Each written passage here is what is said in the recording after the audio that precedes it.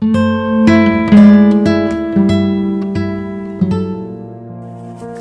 biasa di kalangan kita setiap hari adalah nafsu yang tersembunyi dalam taat, ya. Nafsu yang tersembunyi dalam taat. Maka riya dibagi dua, Pak. Ada riya senang dipuji, itu riyanya standar. Suara dibagusin.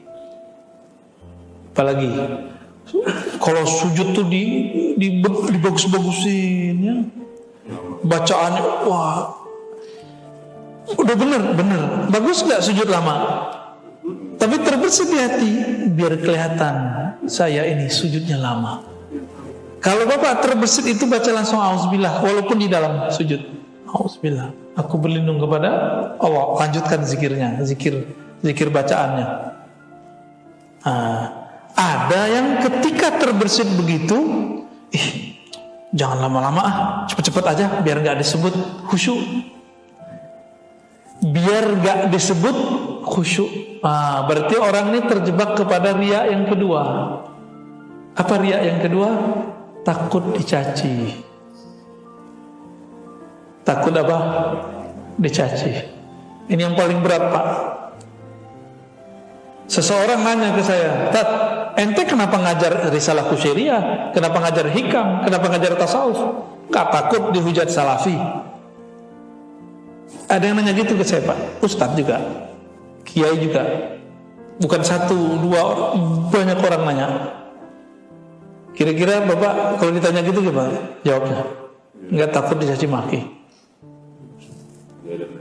Biarin aja.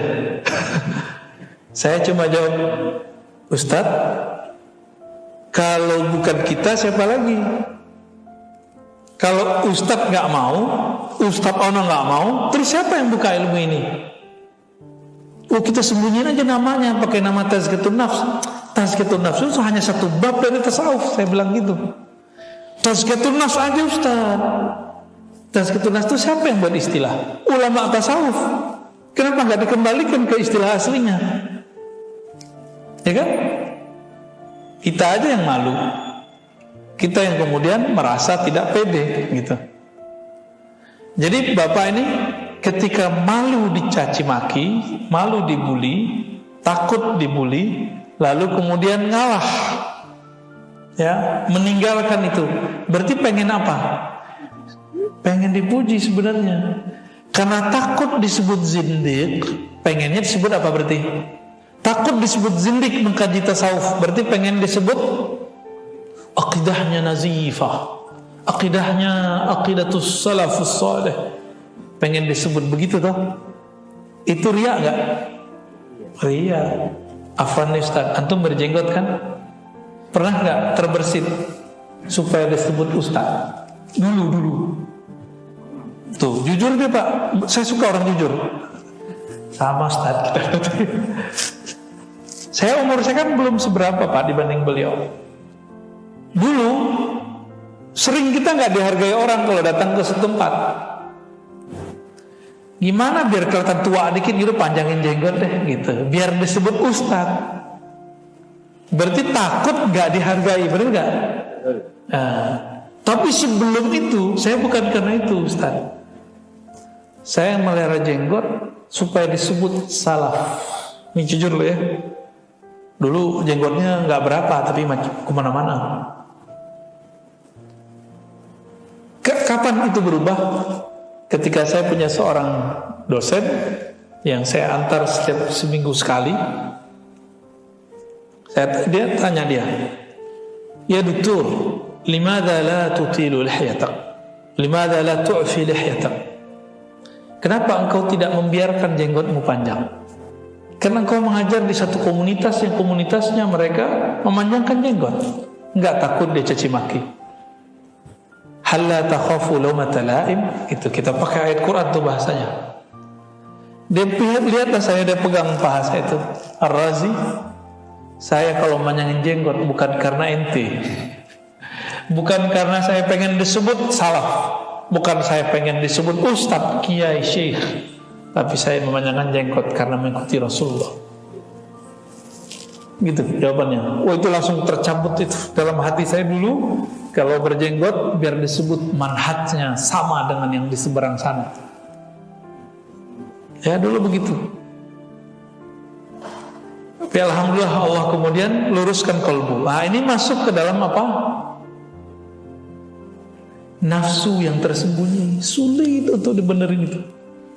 Sulit untuk benerin itu. Ya. Ustadz nih pegang tasbih, malu biar gak disebut ahli bid'ah. Berarti pengen disebut ahlus sunnah. Ria gak? Ria juga. Jadi orang-orang kebanyakan terjebak di situ, Pak. Walaupun zahirnya beramal dengan sunnah, fikih, tasawuf, zahirnya bertarikat bahkan, tapi terjebak pada ria yang dalam, yang tersembunyi. Kebayang ya? Nah gimana cara bersihinnya? Ini yang berat. Gak mungkin diobral, Pak. Saya datang begini kan, dakwah namanya. Ya, dicampur taklim karena ada kitabnya.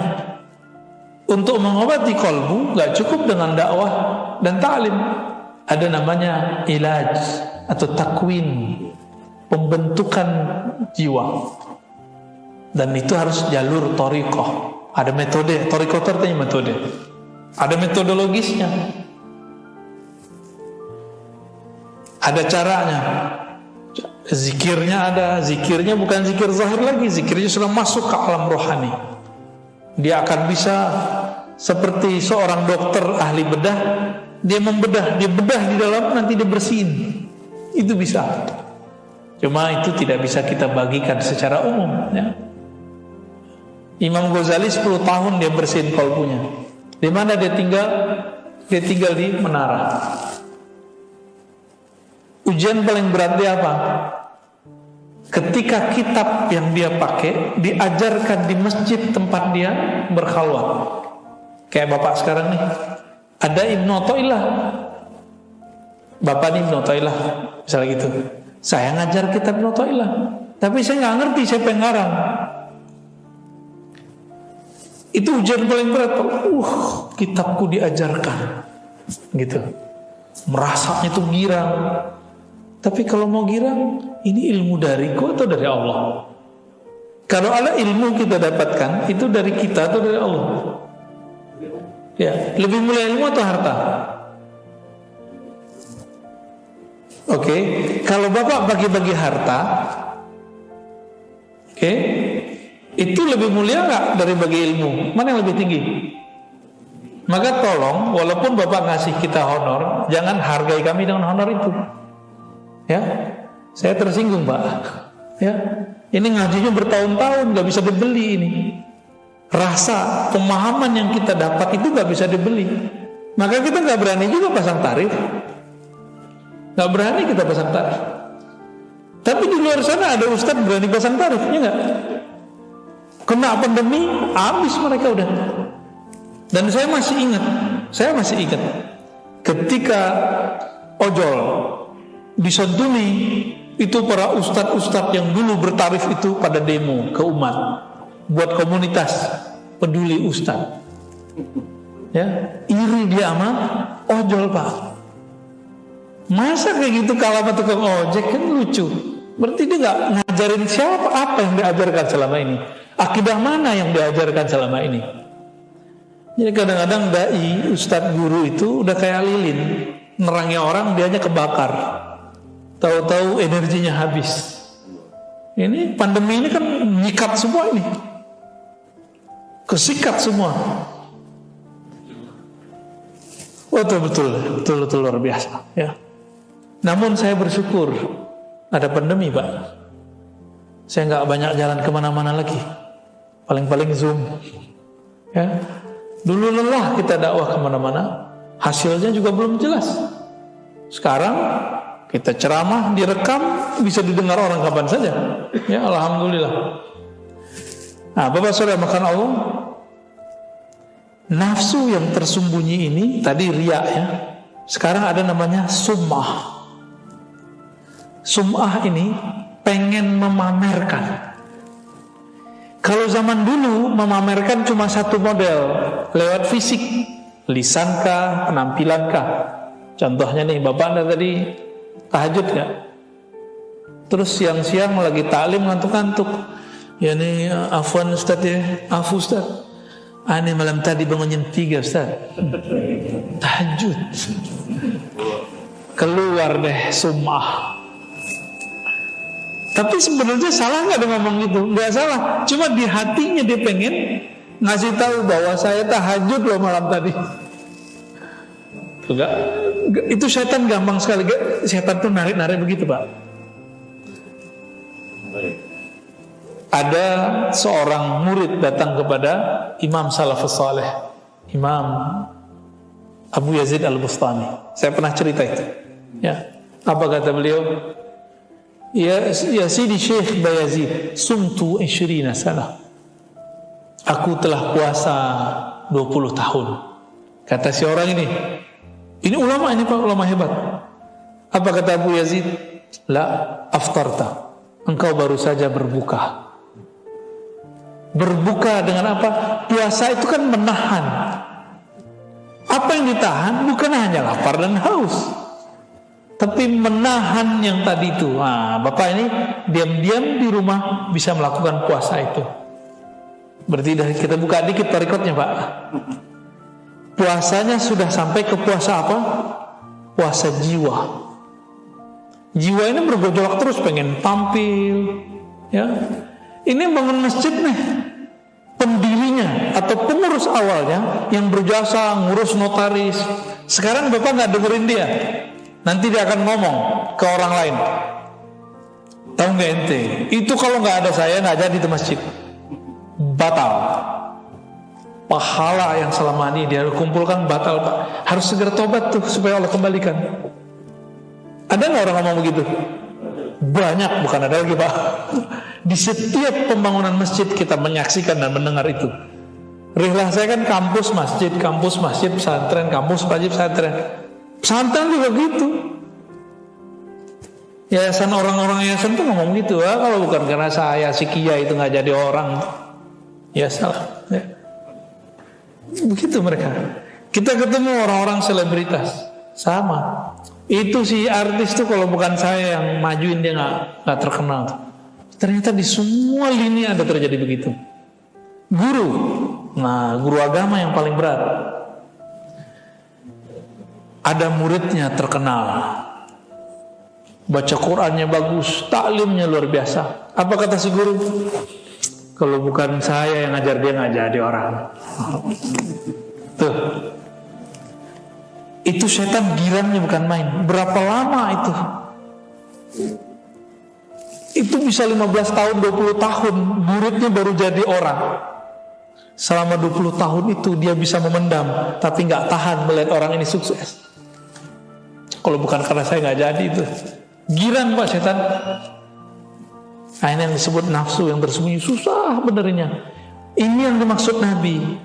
Fawalladzi la ilaha ghairuh. Demi zat yang tiada yang berhak disembah selainnya. Ya. Inna ahadakum la ya'mal bi'amali ahli jannah.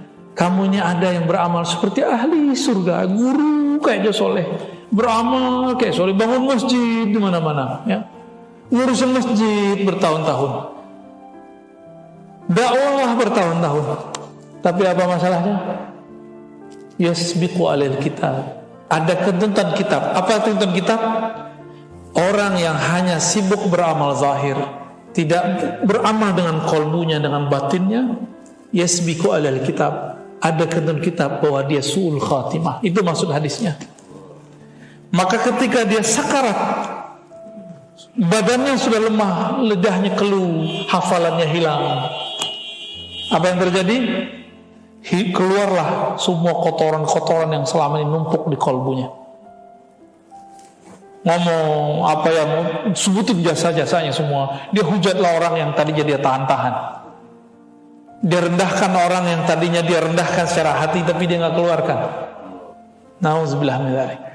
Dalam saat yang sekejap itu, sejenak itu, sesaat itu, dia mati. Bahaya nggak, Pak? Ya. Ada orang menyembunyikan nafsu syahwatnya dalam taat. Dia nggak ngaku, jujur aja sih kepada Allah kalau dia nafsunya gede. Sebelum meninggal, dia kayak ngelihat orang yang minum khamar tuh keren, tapi malu gitu. Bersisa itu Pak orangnya. Bersisa itu 500 tahun dia beribadah. Itu muridnya, kalau dia nggak muat, cukup naik Pak semua. Cukup dengan tangan begini deh, naik semua, berlapis-lapis ke atas. Nanti ada masanya begitu lagi Pak. Sekarang belum. Namun dalam ketaatannya yang berlipat-lipat itu, dia lupa satu hal itu di kalbunya. Pribadi tobat tinggal ada. Dia rajin taat, rajin sholat, rajin zikir, tapi di kalbunya nggak ada asa tobat. Ya, saya ngelihat ada orang tobat hari ini, tapi lupa tobat batinnya. Ya, banyak nih yang artis-artis nih. Terus ngomong, saya doakan kalian husnul khotimah. Dia lupa mendoakan dirinya husnul khotimah. Ini udah banyak hari ini ya. Maka kesimpulan kajian kita pada pagi ini, Bapak Saudara sahabat yang dimuliakan Allah, mari kita kalau berjuang melawan nafsu itu tidak hanya yang zahir, tapi juga yang batin. Karena yang batin itu tidak tampak, maka membersihkannya pun juga susah. Oleh karena itu, untuk membersihkannya mesti kepada ahli yang mengerti bab yang batin. Ustadz itu seperti dokter, ada ustadz yang umum, ada dokter yang umum. Spesialis, ada dokter spesialis, ada juga guru spesialis. Guru yang dengan izin Allah, Allah izinkan kalamnya, kata-katanya, sikapnya menyembuhkan penyakit dalam kalbu. Temuilah guru-guru seperti itu, hukumnya wajib, bukan sunnah. Hukumnya wajib. Kenapa? Itu taruhan kita. Hidup husnul khatimah atau su'ul khatimah. Itu baik ujungnya atau tidak baik ujungnya. Jadi orang-orang yang belum tersentuh lama Allah di kalbunya ini belum bergetar, saya nggak jamin Pak di akhirat nanti dia gimana. Mati aja dia susah ya. Tapi kalau sekali nama Allah bergetar masuk ke dalam kalbu, selama-lamanya dia tidak akan pernah lupa. Nanti rasa getaran itu akan dia bawa saat dia berpulang kepada Allah Subhanahu wa taala. Jadi sholat itu jangan hanya fisik Pak, tapi batin kita. Karena batin inilah yang pulang. Ruh itu yang berpulang. Mulailah ibadah dengan ruh. Mulai ibadah dengan kalbu. Jangan hanya sibuk di fisik. Kalau ibadah fisik capek, antum akan kecapean terus. Ya. Seumuran Bapak nggak usah ngapal banyak-banyak lagi. Isinya yang dipahami. Tapi yang masih muda-muda ayo ngapal, kita ngapal terus ya. Baik, kira-kira itu cukup.